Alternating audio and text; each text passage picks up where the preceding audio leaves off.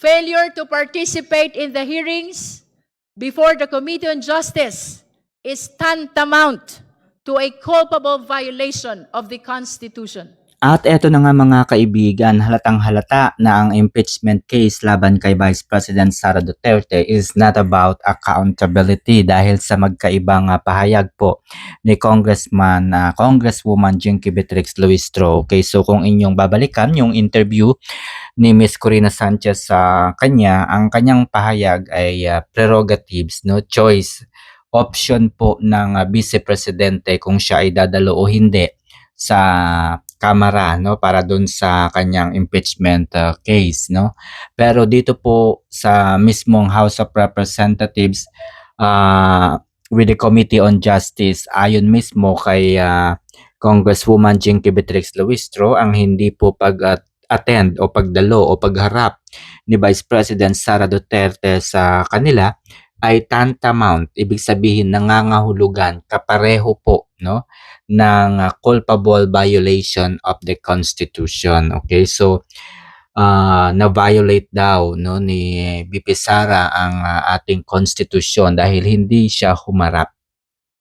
Let me remind everyone na during her time, no, during po na mayor yung kanyang asawa, ay meron pong kaso ng rape.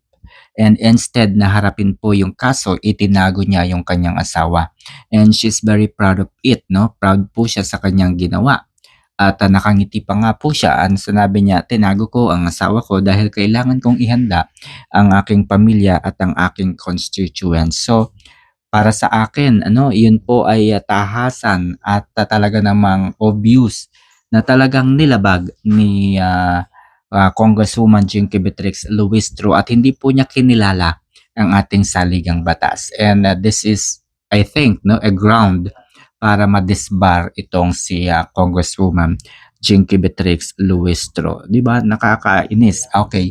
And pangatlo, mga kaibigan, minamind condition po ni Congresswoman Jinky Beatrix Luistro ang mga tao na nakikinig at nanonood sa kanya sa tuwing siya po ay ini-interview. Bakit? Kasi ganito po yan. Ang kanyang challenge is that kapag dumalo si VP Sara Duterte sa harapan nila at ipinagtanggol ang kanyang sarili, malaki daw yung posibilidad na hindi na aakyat pa sa Senate ang impeachment case na ito at hindi na po aabutin o hindi na po darating doon sa trial phase dahil malaki yung posibilidad, there is a probability na madidismiss ang impeachment na ito. Di ba? Can you imagine, mga kaibigan? China-challenge niya si VP Sara, umattend ka kung gusto mong magkaroon po ng tsansa na madismiss ang impeachment case. Pero kung hindi ka a-attend, siyempre, wala kaming choice kundi i-impeach ka. So, it is like tatakutin, no? Parang ganun po yung sa akin, no? Yan po yung understanding ko dito. So, kayo na guys ang bahalang humusga.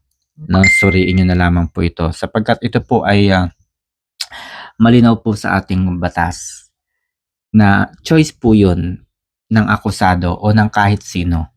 No, lahat po ng akusado ay malayang mamili ng kanyang abogado. Pangalawa, malaya po siyang ipagtanggol ng kanyang mga abogado. So kung hindi po siya attend, yan po yung kanyang choice at wala po silang magagawa. Okay? So, kalimutan natin sa puntong ito kung tayo ba ay dilawan, pinklawan, o kaya naman ay DDS. Tingnan natin kung ano po ang sinasabi sa ating saligang batas. So yun lang and good morning everyone.